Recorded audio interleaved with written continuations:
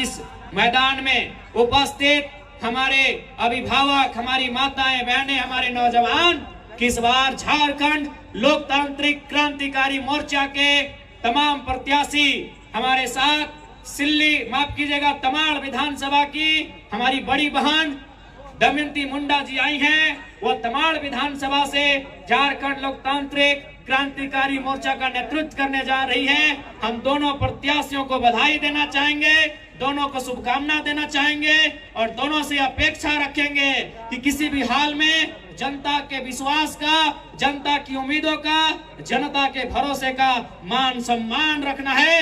मैं उनसे अपेक्षा रखता हूं, मैं उनसे ये आशा करता हूं। तो आज हम लोग सरकार में आते हैं तो झारखंड राज्य जो कि एक 5वीं अनुसूची का राज्य है, उसे बल दिया जाएगा। झारखंड राज्य को पेशा कानून की आवश्यकता है, उसे बल दिया जाएगा। झारखंड राज्य यहाँ के आदिवासियों की मांग सरना धर्म कोड है, उसे बल दिया जाएगा। झारखंड को सुरक्षित करने के लिए संथाल में एसपीटी कानून, छोटा नागपुर में सीएनटी कानून और कोल्हान में विल्किंसन कानून है। इन कानूनों को बल दिया जाएगा, इन कानूनों को मजबूत किया जाएगा।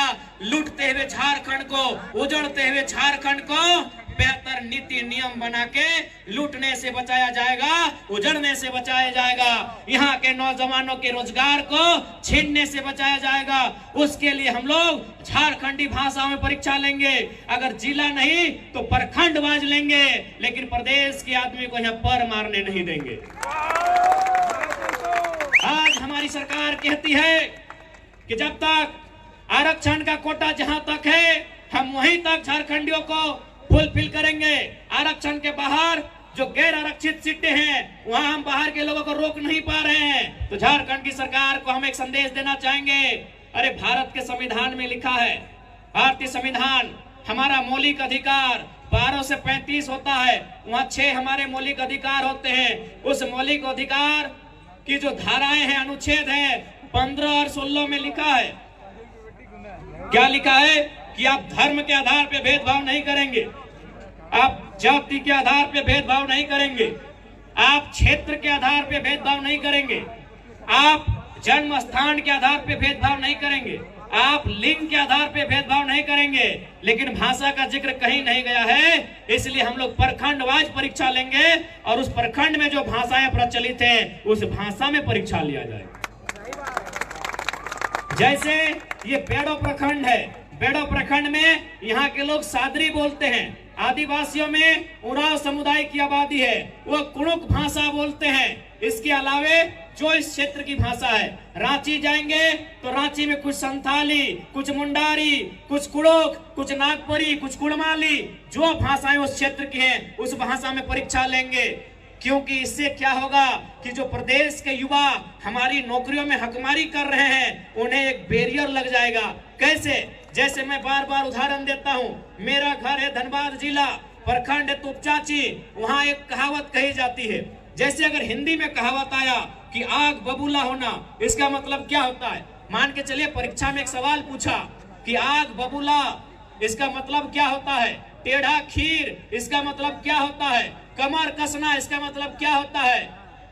तो इसका मतलब झारखंड के भी स्टूडेंट जानते हैं, बिहार के भी स्टूडेंट जानते हैं, यूपी, एमपी और हरियाणा के भी स्टूडेंट जानते हैं। लेकिन यदि मेरे क्षेत्र की भाषा में परीक्षा होगा, जैसे हमारे उधर गांव में एक कहावत कहा जाता है कि हाथ से छूटल माछ और बांधे गड़ल कांच, घुर घुर ना पावाए, झारखंड के बाहर कोई समझ नहीं पाएगा।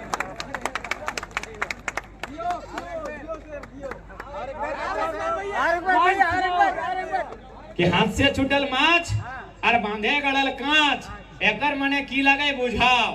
इसका आंसर केवल और केवल उस जिला के स्टूडेंट जानेंगे, केवल और केवल उस प्रखंड के स्टूडेंट जानेंगे। इसके अलावा यूपी, एमपी, बिहार, राजस्थान, हरियाणा के स्टूडेंट नहीं जानेंगे।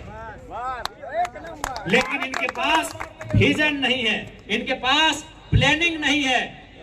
सबसे महत्वपूर्ण बात है, बहुत कम लोग हैं जिन्होंने संविधान को पढ़ा है।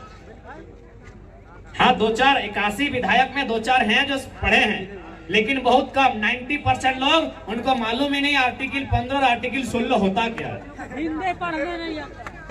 उसमें आपके पास गूगल है, आप साफ साफ पढ़ लीजिए, आप वहां भाषा का कहीं जिक्र नहीं किया गया है। यानी आप भाषा के आधार पर परीक्षा लीजिए। जब वह बेड़ो प्रखंड में आएंगे, हम सादरी में कुड़ुक में परीक्षा लेंगे। जब रांची जाएंगे तो आपका नागपुरी में लिया जाएगा, संथाली में लिया जाएगा, कुड़माली में लिया जाएगा। हम तमाड़ जाएंगे तो मुंडारी में लिया जाएगा, कुड़माली में लिया जाएगा, पचपरगनिया में लिया जाएगा। यानी जो उस क्षेत्र की भाषा है, उस क्षेत्र की भाषा में परीक्षा लिया जाएगा। इससे झारखंडी युवाओं का जो हक है उसमें हकमारी नहीं होगा। और पुनः कहेंगे कि झारखंड राज्य का मतलब केवल हेमंत सोरेन जी का परिवार नहीं होता है। मैं तमाम आदिवासी समाज से विनती करूंगा कि झारखंड राज्य मतलब बृहद झारखंड। झारखंड राज्य का मतलब एक विशाल झारखंड। केवल हेमंत सोरेन जी का परिवार ही झारखंड नहीं है, उस परिवार से बाहर भी सोचिएगा। आज उन्होंने आदिवासी के नाम पे क्या किया आपको भी मालूम है। आपको क्या दिया? 1000 रुपए। ये 1000 रुपया नहीं है, ये 2024 के चुनाव के पहले का घूस है। अब आपको स्वीकार करना है कि नहीं? ये घूस है, 24 के चुनाव से पहले का घूस है। यदि सरकार इतना ही खुश है तो 4 साल पहले लेके आते। 2 महीना वोट बचा है तब इनको याद आया मैया लोग का। भैया लोग कहाँ जाएगा? उन लोग जानता है। देखिए, सरकार को मालूम है कि नारी का दिल बहुत बड़ा होता है। उनको मालूम है कि इन लोग को 5 साल कितना भी सता दिए, 5 साल इनको कितना भी बोका बना दिए, 5 साल कितना भी इनको लूट लिए, इनको 1000 रुपया देके नारी का दिल जीत लेंगे, ताकि नारी का दिल बहुत बड़ा होता है। लेकिन भैया लोग का क्या होगा? इनका नौकरी आप बेच रहे हैं परदेश को। इसलिए आज आपको कहना चाहेंगे, यदि हम लोग सरकार में आते हैं तो सम्मान मैया का भी होगा, सम्मान भैया का भी होगा, दोनों का सम्मान होगा। 60-40 तो चलवे नहीं करतो, बिल्कुल ना चलतो। और साथ ही साथ कहना चाहेंगे, आज CGL JSSC की परीक्षा में जो धांधली गड़बड़ी का मामला प्रकाश में आया है, हम लोग छात्रों के समर्थन में हैं। और झारखंड लोकतांत्रिक क्रांतिकारी मोर्चा तमाम मीडिया बंधुओं के माध्यम से सरकार को यह संदेश देती है कि आप त्वरित कार्रवाई करें और जो लोग दोषी हैं उन्हें जेल की काल कोठरी में भरने का काम करें। नहीं तो फिर 2024 में यही स्टूडेंट आपसे हिसाब लेंगे। बिल्कुल बिल्कुल। पानी और गिरे। और हमेशा याद रखिएगा, सरकार बहाना करती है कि हमारे पास पैसा नहीं है, खजाना खाली है। देखिए, खजाना खाली नहीं है, इनका दिमाग खाली है। दिमाग कैसे खाली है सबको बताते हैं।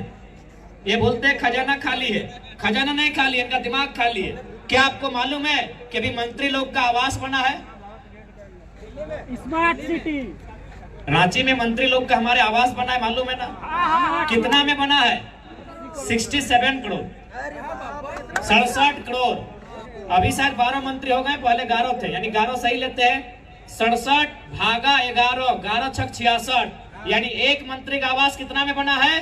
6 करोड़। एक मंत्री का आवास 6 करोड़ में। अच्छा बड़ा बताइए तो प्रधानमंत्री आवास कितना में बनता है? हमारे उधर 1,25,000 में। यानी एक मंत्री का आवास 6 करोड़। यानी 6 और 7 को 0, करोड़ में होता है 7 को 0, भागा देंगे 1,25,000 से, 0 0 काटेंगे, 5 से करेंगे, रिजल्ट आता है 480। यानी एक मंत्री 480 को परिवार का आवास अकेले हड़प के बैठा है और बोलता है खजाना खाली है। और हम लोग को देता है 1 लाख। सानू महतो झारखंडी को लाइक, फॉलो, शेयर, कमेंट करें।